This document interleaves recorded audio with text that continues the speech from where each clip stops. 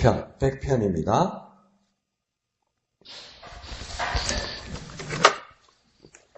시편 100편.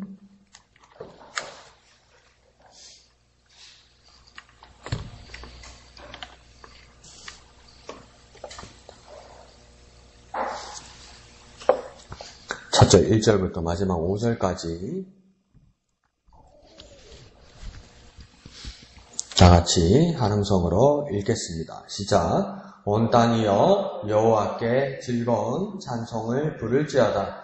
기쁨으로 여호와를 섬기며 노래하면서 그의 앞에 나아갈지어다. 여호와가 우리 하나님이신 줄 너희는 알지어다. 그는 우리를 지으신 이요 우리는 그의 것이니 그의 백성이요 그의 기르시는 양이로다. 감사함으로 그의 문에 들어가며 찬송함으로 그의 궁정에 들어가서 그에게 감사하며 그의 이름을 송축할지어다. 여호와는 선하시니 그의 인자하심이 영원하고 그의 성실하심이 대대에 이르리로다. 아멘. 자, 오늘 100편 처음에서 말할 때 그 독려하고 건면하는 말이 뭐냐면 1절 끝에 보면 찬송을 부를지어다 이렇게 합니다. 근데 그 찬송은 즐거운 찬송이라고 이야기합니다. 그래서 즐거운 찬송이 뭘까? 그 앞에는 뭐 새 노래로 여호와를 찬송할지어다 이랬는데 오늘은 즐거운 찬송이라고 말하는 것은 행복한 나머지 막 소리 높여서 막 지르는 비명 같은 거 있잖아요. 정말 좋아서 뭐랄까요? 우리 집에 애가 뭐 좋은 회사에 취직을 했다든지 뭐 학교에서 뭐 1등을 했다든지 안 그러면 내가 막 복권에 갑자기 돼가지고 막 기절할 만한 일이 생기죠. 이거 막 즐거운 정도가 막 비명을 부르는 그 정도죠. 그래서 그렇게 노래가 터져 나오도록 그 찬송을 부르라고 이야기합니다. 근데 그 찬송을 해야 될 사명자들, 그 찬송해야 될 그 대상자, 찬송을 해야 할 자들이 누구냐? 그때 그 부르는 것이 1절 맨 앞에 누구들이 그렇게 된다고 이야기하냐면 온 땅이요 이렇게 합니다. 그러니까 온 땅에 있는 모든 자들을 소환하고 독려하여서 즐거운 찬송을 부르라고 이야기합니다. 이 온 땅이란 말은 이 땅에서 이 세상에 우주에 있는 모든 것들, 그 모든 것들이 하나도 빠짐없이 즐거운 찬송을 해야 된다 이 말입니다. 온 땅이라고 그러니까 빠짐이 없어야 된다는 것이죠. 예외가 없는 모든 자들, 모든 대상들이 찬송하라고 이야기합니다. 그러면 그 찬송의 대상이 누구냐? 온 땅이요 누구에게? 곧 여호와께 그렇게 찬송하라고 이야기합니다. 그러니까 세상에 뭐 모든 모양의 사람들, 가지각색의 모든 만물들, 그들의 어떤 개성들, 그들의 특징들, 그들의 성향들, 그들의 성격들, 그 여러 가지들일지라도 그들은 유일하신 한 분 하나님께 찬송해야 된다 이런 것이죠. 그러니까 그 찬송의 이유, 즐거운 찬송의 이유, 기쁨의 이유, 즐거워서 소리 지르는 이유는 단 한 가지가 되어야 되고 그 대상은 하나님께 해야 된다는 겁니다. 그러니까 여러 사람들, 여러 모양의 사람들, 여러 개상의 사람들, 여러 색깔의 사람들, 여러 지역의 사람들 각양각색의 모습으로 각 모양으로 살아가고 있을지라도 찬송은 그 찬송의 대상은 오직 하나님에게만 있다고 이야기하는 거죠. 그러니까 만물들이 각 모습들이 있고 각 개성들이 있으나 오직 한 분이신 하나님께 기결된다는 것을 깨달아서 인정하고 찬양하고 높여서 노래해라 이 말입니다. 결국은 하나님께로 모인다는 것이죠. 여러 모습들이 있을지라도 결국은 하나님께 기결된다. 하나님께로 모두 모여든다. 그러니까 여러 물줄기들이 그러니까 한 곳에 이렇게 모여들듯이 그 거대한 그 갈릴리 호수 근데 그걸 또 뭐라고 부릅니까? 바다라고도 부르잖아요. 워낙 호수가 커가지고 호수가 엄청 큰 데가 있대요. 그러니까 그 캐나다 온타리오주의 그 호수 이름도 온타리오 호수 같은 경우에는 호수거든요. 호수 강도 아니고 호수거든요. 호수인데 그 대한민국 남한 땅보다 넓습니다. 그러니까 그 정도는 아니라도 갈릴리 그 호수가 워낙 깊고 넓으니까 그걸 뭡니까? 바다라고도 부르거든요. 근데 그 시작되는 여는 물줄기가 저 북쪽 위에 헬몬산에서 조그만 물줄기 하나로부터 시작됩니다. 그래서 여러 물줄기들이 이쪽으로 갈릴리 호수 쪽으로 모이는 것이죠. 그러니까 여러 지류에서 큰 그 어떤 호수, 큰 강, 큰 바다를 이루듯이 여러 모양들, 그 여러 가지 여러 지역에서 모든 모습들, 모든 대상들이 있을지라도 한 곳으로 모이는 것처럼 그 크신 하나님 한 곳으로 모여서 하나님을 찬송해야 된다는 것이죠. 그렇게 이야기하는 겁니다. 그러면서 2절은 또 시작하기를 원하면 기쁨으로 여호와를 섬기며 이렇게 이야기합니다. 그러니까 그 하나님을 찬송하는 모습 중에 또 어떤 모습이 있다고 이야기하냐면 여호와를 섬기는 것이라고 이야기합니다. 그러면 하나님을 섬기는 모습의 그 전형적인 모습 중에 한 가지는 뭘까요? 저와 여러분이 하는 행위들 중에 하나님을 섬기는 모습이 무엇일까요? 오늘 생명의 삶 그 영어본 밑에서는 그걸 섬기는 모습을 뭐라고 써있냐면 월십이라고 되어 있습니다. 월십이란 말은 뭐냐면 예배라는 겁니다. 예배. 그러니까 하나님을 섬기는 자이면 당연한 그 예배자가 되어야 한다는 것이죠. 그러니까 그 예배 가운데 무엇이 있어야 되느냐? 여호와를 섬기며 노래하며 그 앞에 나아갈지어다. 2절 맨 앞에는 기쁨으로. 그러니까 하나님을 섬기는 자는 예배하는 자가 되어야 되고 노래와 같이 그 노래는 기쁨으로 해야 된다는 것이죠. 그러니까 수요일날 목사님께서 그 우리가 성장했는지 점검하는 것 중에 항목을 몇 가지씩 스스로에게 한번 물어보라 하면서 보면 전보다 나아졌는가? 기쁨이 더 늘었는가? 더 열심히 있는가? 더 성실한 거 이런 거 할 때 막 그 항목마다 제가 뜨끔뜨끔 하던 것 중에 뭐냐면 처음 예수를 믿고 처음 주님을 알았을 때 그 기쁨은 컸어도 뭡니까? 아는 노래들, 아는 찬송들, 아는 말씀들이 몇 개 안 됐죠. 처음 예수 믿을 때. 그런데 그 몇 개 가지고도 정말 기뻤다고요. 근데 지금은 그냥 눈 감고도 잠깨라도 아는 찬송가가 너무 많고 많은 성경도 너무 많아요. 정말 많아요. 어떤 사람들 말로는 지긋지긋하게 많아요. 그런데 뭡니까? 그 기쁨은 어떻게 되느냐는 거예요. 근데 냉정히 말하면 저는 이렇게 줄어들 때도 많더라는 거죠.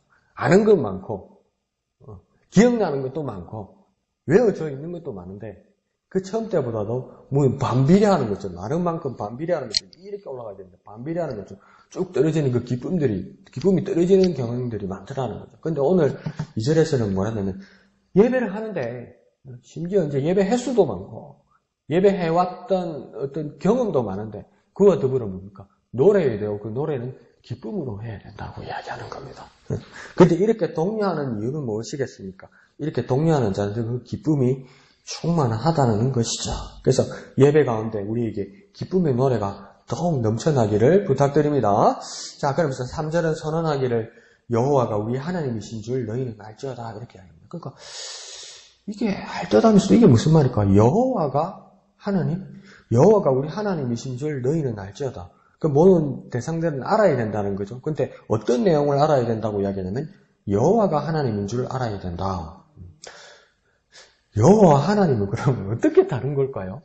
한참 보다가 뭐 여호와나 하나님이나 뭐 역전이나 역압이나 빵이나 똥이나 뭐 같은 말인 것 같은데 여호와가 하나님인 줄 우리 하나님인 줄 너희는 알지어다. 그럼 여호와 다르고 하나님 다른 걸까요?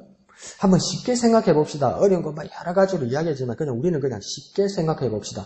여호와가 우리 하나님인 줄 너희는 알지어다. 이 말의 뜻은 우리식으로 이해를 하면 여호와라는 그 신이 유일한 참신인 줄 너희는 알아야 된다 이 말입니다. 그러니까 세상의 모든 것들이 신이라고 말하는 것, 그 엘로힘이라는 그 신 하나님이 이런 모양의 하나님, 저런 모양의 하나님이라고 말할 때 우리에게 참신 참 하나님은 그 여호와 한 분밖에 없다는 거예요.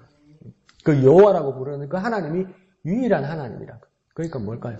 내 믿음이 시험될 때 방황하지 말라는 겁니다. 이게 하나님의 길이라고 이야기한다는 것이죠. 어떨 때는 이게 하나님의 길, 돈이 하나님의 길, 건강이 하나님의 길, 인간관계가 하나님의 길, 뭐 어떤 환경, 열어지는 환경이 하나님의 길이라고 말할 때 그걸 여러 모양의 하나님으로 우리가 교회 안에서도 믿음 생활 한다면서도 나눈다고요. 그런데 뭡니까?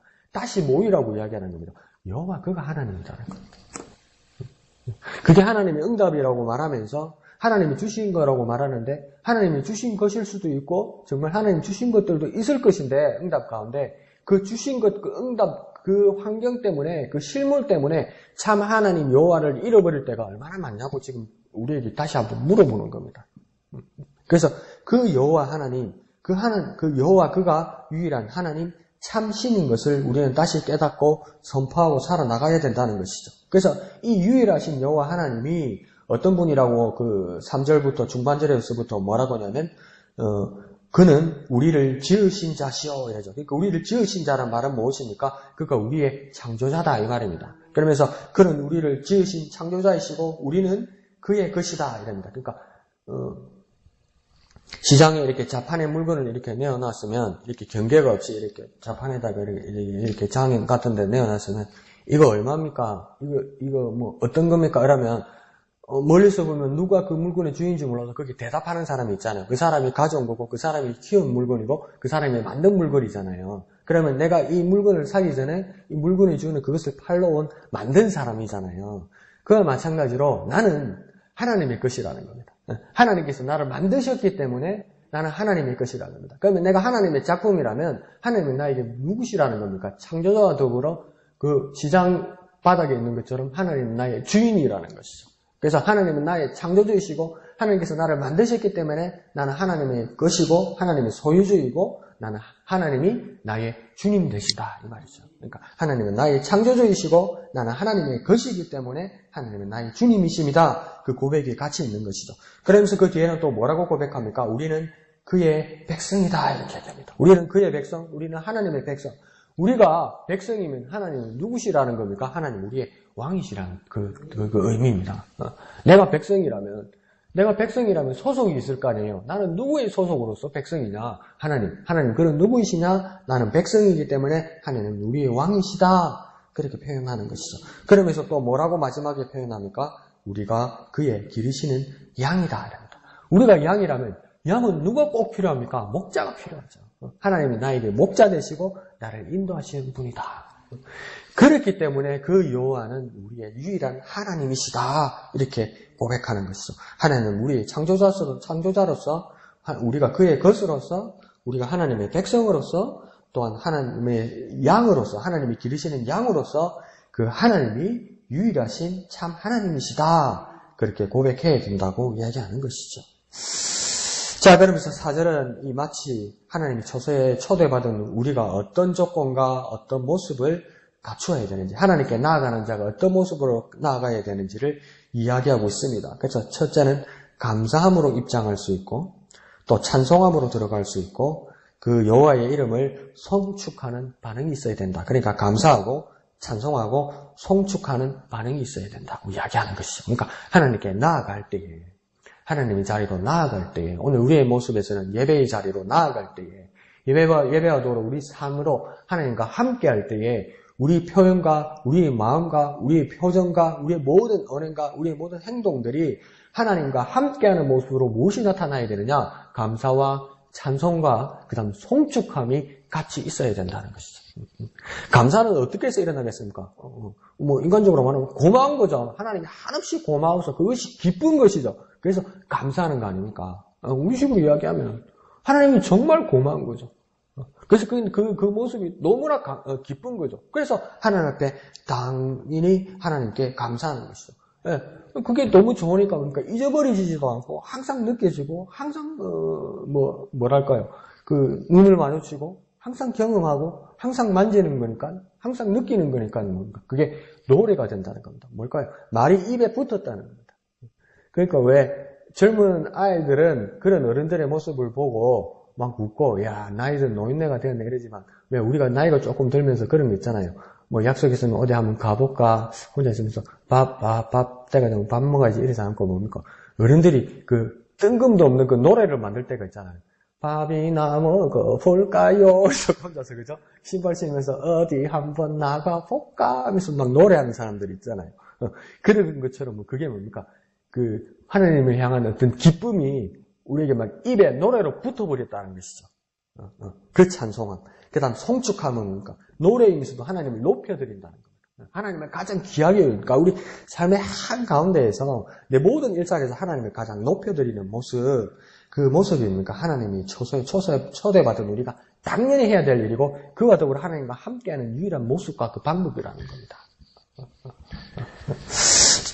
자, 이제 마지막으로 하나님의 성품과 그의 은혜가 우리와 언제까지 미치는지를 말씀합니다. 그래서 먼저 하나님은 어떤 분이라고 이야기하냐면 하나님은 선하시고 또 인자하시고 그 인자하심이 영원하고 그리고 그 성실하심이 대대에 이른다 이랍니다. 그러니까 선하심, 인자하심, 그 성실하심이 있다 이렇게 해야 됩니다. 하나님이 선하시더라는 모습은 뭘까요? 오늘 우리가 복음을 전하지 않으면서도 우리가 오늘 그리스도인들이 위축되는 이유는 무엇입니까? 세상이 바라볼 때, 세상이 우리 교회를 향하여 그리스도인을 바라볼 때 기대 이하치의 삶의 모습을 나타낼 때 실망하고, 또 뭡니까? 등을 지게 되는 모습들이 많은 거죠. 그러니까, 기본적으로 뭐 공중에 도덕과 윤리의식마저도 내팽개치고 믿음이 있다고 이야기할 때는 뭡니까? 그것이 거짓으로 보이고 그들과 함께하고 싶지 않은 마음도 있다는 것이죠. 근데 여기서 여호와의 선하시다고 말할 때 선하시다는 뜻이 여러 뜻이 있겠지만 한 가지를만 봅시다. 그 선하다는 뜻은 뭐냐면 올바르다는 겁니다. 올바르다는 겁니다. 그러니까 부정적인 방법이나 속이는 방법이나 어떤 꼼수로 내가 하나님의 뜻을 무엇을 이룰 수 있다는 것은 그건 지금 여기서 보면 그건 불가능하다는 겁니다. 사실은. 그러니까 하나님은 올바름으로부터 시작된다는 겁니다. 내가 다 하나님을 위해서 하는 겁니다. 영광을 위해서 하는 겁니다. 그래가지고 막 큰 회사를 경영하고 있는 사람이 막 세금 떼먹고 이래가지고 거기다가 교회 헌금 바치고 그러다가 들키면 교회까지 뭐가 되는 거예요? 그런 얼토당토하는 일들을 하냐는 거예요. 하나님은 올바르십니다. 하나님 그래서 선하신 것입니다. 그래서 그 하나님은 어떤 분이라고 인자하시다고 이야기합니다. 목사님 전에 앞에 말씀하셨던 것처럼 하나님이 인자하시다는 뜻은 여러 가지 뜻이 있겠지만 하나님 은혜로우신 분이라는 겁니다. 하나님은 올바름과 더불어 그 올바름을 어떤 칼처럼 잘라내거나 정죄하는 것에만 쓰는 것이 아니라 하나님은 인자하신 곧 그 은혜로우심으로 우리에게 사랑을 베푸시는 하나님이라고 이야기하는 것이죠. 그러면서 그 하나님은 또 마지막으로 뭐냐면 성실하시다. 성실하시다는 것이 우리에게 얼마나 뭐랄까요? 그 보험보다도 얼마나 더 든든하냐면 이 보험을 드는 이유는 뭡니까? 그러니까 보험을 어느 선에서 내가 능력껏 든다고 생각하면 그 생각을 버려야 되는 것이죠. 보험을 든다는 것은 내가 어떤 순간에 내가 어떤 어려움을 당하거나 큰 목돈이 필요할 때 그 도움을 받는 게 보험 아닙니까? 그런데 만기가 되거나 중간에 해약할 때 내가 이때까지 부은 돈이 얼마인데 이것밖에 안 주노. 그러면 적금을 들어야지. 왜 보험을 들고 나서 이 대빨이 나와. 내가 부은 돈이 얼마인데 이 반타작밖에 안 나요. 그럼 적금 들어야지. 근데 그래도 그런 위험성에도 불구하고 보험을 드는 이유는 뭡니까? 언젠가는 내게 큰 도움이 될 거라는 거 아닙니까? 이게 변하지 않을 거라는 거 아닙니까? 근데 이 보험보다도 더 확실한 건 뭐냐면 하나님은 중간에 변개하지 않는다는 겁니다. 그 약속에 대해서 변하지 않는다는 겁니다. 근데 그걸 우리식으로는 쭉 간다는 겁니다. 그 쭉 간다는 말을 아주 귀한 말로, 경건한 말로 하나님 성실하시다는 거예요. 성실하시다. 그러니까 어느 교회 장로님이, 어느 교회 목사님이 그냥 새벽에 눈이 오나 비가 오나 막 예배하고 막 아침 출근할 때도 가서 교회 가서 기도하고 퇴근할 때도 가서 기도하고 그냥 눈이 오나 비가 오나 어느 날은 막 다리에 깁스를 했는데도 절뚝절뚝하면서 교회 가서 예배하고 기도한다. 그걸 뭡니까? 바깥 이웃이 봐도 뭐랍니까? 와, 저 사람 진짜 성실하네. 성실하네. 옛날에 그 19세기입니까? 18세기, 16세기입니까? 독일의 그 철학자 이마누엘 칸트라는 사람이 있습니다. 이마누엘 칸트가 그 여행을 그러니까 자기 동네 바깥의 여행을 1세기 죽을 때까지 단 한 번 갔답니다. 그리고 그 바깥에 갔던 것을 그래 후회한답니다. 내 시간을 낭비했다고. 이상한 사람이죠. 근데 이 사람이 오후 3시만 되면 자기 동네 다리 그쪽을 이렇게 산보를 하고 간답니다. 근데 자기가 걸을 수 있고 아파트 그 병석에 눕기 전까지 매번 오후 3시만 되면 이렇게 그 동네 다리를 이렇게 그 산보를 나간답니다. 그래서 동네 사람들이 일하고 어디 가다가도 칸트가 그 다리를 지나가면 지금 오후 3시네 이런답니다. 심지어 칸트가 지나가면 시계를 보면서 시계가 안 맞나면서 오후 3시에 맞춘답니다. 이상한 사람이죠. 근데 그게 그 정도로 성실했다는 거죠. 하나님은 뭡니까? 아프지도 않고 졸지도 않고 주무시지도 않고 하나님이 그 정하신 것과 약속하신 것과 하나님의 맘먹으신 것과 하나님의 결단하신 것에 대해서 변하지 않는다는 거예요. 그분이 어떻게 하다는 분입니까? 성실하시다는 거예요. 그러니까 보험보다 더하죠. 우리의 믿음을 하나님 앞에 우리의 믿음을 드리면 이건 보험보다 더하다는 것이죠. 실망할 일이 없다는 것이죠. 그 성실하심이 어디까지 임한다고 합니까? 대대에 이르리로다. 내 뒤에서 끝나는 것이 아니라 내 그 다음 때에 내 아이들, 내 손주들, 내 후손들 그리고 그 앞에도 그렇게 말했죠. 그것을 뭐라고 이야기하는 겁니까? 대대에 이른다는 말을 또 다른 표현으로 하면 영원하시다. 그러니까 하나님이 영원하시고 하나님이 성실하시는 이 두 가지의 하나님 그 결단이 우리에게 얼마나 큰 은혜가 되는지 모릅니다. 얼마나 큰 은혜가 됩니다. 우리는 인생을 살면서 사람과의 관계를 맺으면서 일부는 모험이 있어요. 내가 변할 수도 있고 그 사람이 변할 수도 있잖아요. 그분은 그럴 뿐이 아닙니다. 다 변해요. 나도 그렇게 변할 수 있고요. 그러나 하나님은 그런 분이 아니다. 그래서 우리는 하나님 앞에 믿음을 드리고 하나님 앞에 예배하는 것이다. 그렇게 말할 수 있는 것이죠. 하나님 우리를 향한 그 선하심과 인자심과 그 성실하심이 영원히 계속되기를, 그리고 그 영원히 계속되는 하나님을 깨닫고 그 주님을 의지하고 나아가는 참 예배자 되시기를 거룩하신 예수님의 이름으로 축원드립니다. 기도하겠습니다.